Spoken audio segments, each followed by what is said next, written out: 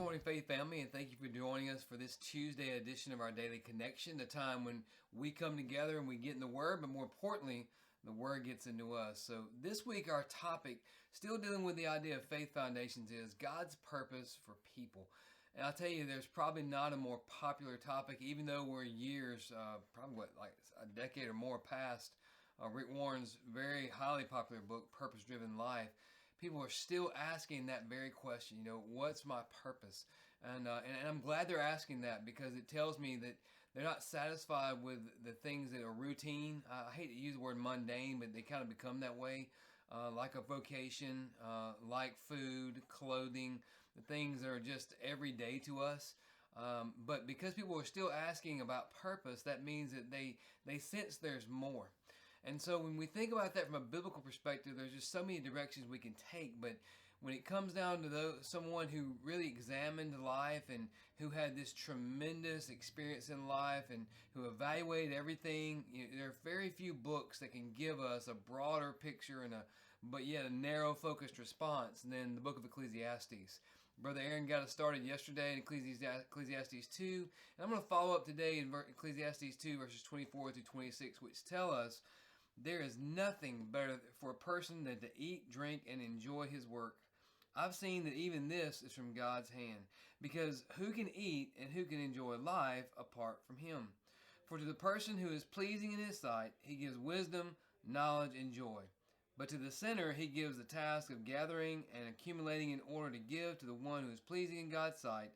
This too is futile and a pursuit of the wind.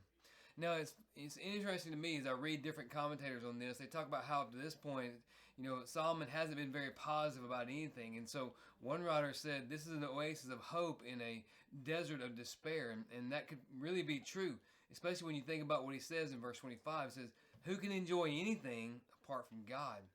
And that's just a reminder that when we're talking about our life, when God created man, he created man for fellowship and for relationship with him first. And of course, we know he later said it's not good for man to be alone. And you think about the fact that in the garden, he said, I have made available to you every tree but this one. You have all the nutrition you need without much labor whatsoever. It's just a matter of harvesting and eating it, because it would have been a vegetarian diet at that point. So God had provided everything man needed, and most especially that relational connectivity he needed with him personally. And so man had his very purpose realized in God. And that's really what Solomon's getting at here. So there's nothing better for a person than to eat, drink, and enjoy his work. He's going right back to Genesis 3. After the curse, God said, you're going to have to work for it, but still yet in that, man's purpose would be realized. And we're going to be told there's going to be labor because of the fall. But yet through that, we would still realize our purpose, and we would supply our needs in terms of food. More importantly, this was given to us by God.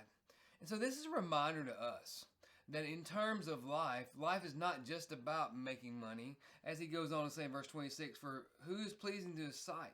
God gives wisdom to the one who's pleasing in his sight. God satisfies the deepest needs of those who are pursuing him and are trying to please him in obedience to him. Whereas he says the flip side of that is the sinner, it's a grievous task to them to gather and to accumulate, because at some point we know we're going to die. And these things, this stuff, of course we have tons of examples in that scripture, are going to be passed along to someone else if they perpetuate, if they continue. He said at that point, all their work, all their gathering, all their accumulation will be given to someone else. And that person might be a righteous person. But the fact of the matter is, they had no joy, they had no true sense of satisfaction all those years, and now everything they purposed themselves to is now being passed to someone else. So not only do they miss out on purpose in this life and joy in this life, but somebody else is going to enjoy the fruit of their labor. He says it's not this way for the one who's pleasing in the sight of God. So it's a reminder to us that so many things about life that we take for granted, like for instance our job, our vocation, God gave us that not just to provide us a means of money, of making money, not just as a means of using the gifts and talents, but as a means of glorifying him. And we need to approach it that way every day. Same way with the food we eat. The food we eat is not just to satisfy the nutritional needs of our body, it's to find delight in the God who provides those foods, who made a planet that was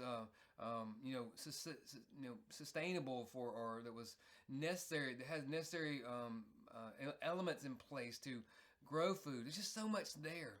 But today must be a reminder to us that in terms of our purpose, it's always rooted in and found in the reality of we are to delight in and enjoy relationship with God every day. And that means that no matter what we do, we're to do it with a desire to please Him, with a desire to bring glory to Him, with a desire to know Him more intimately.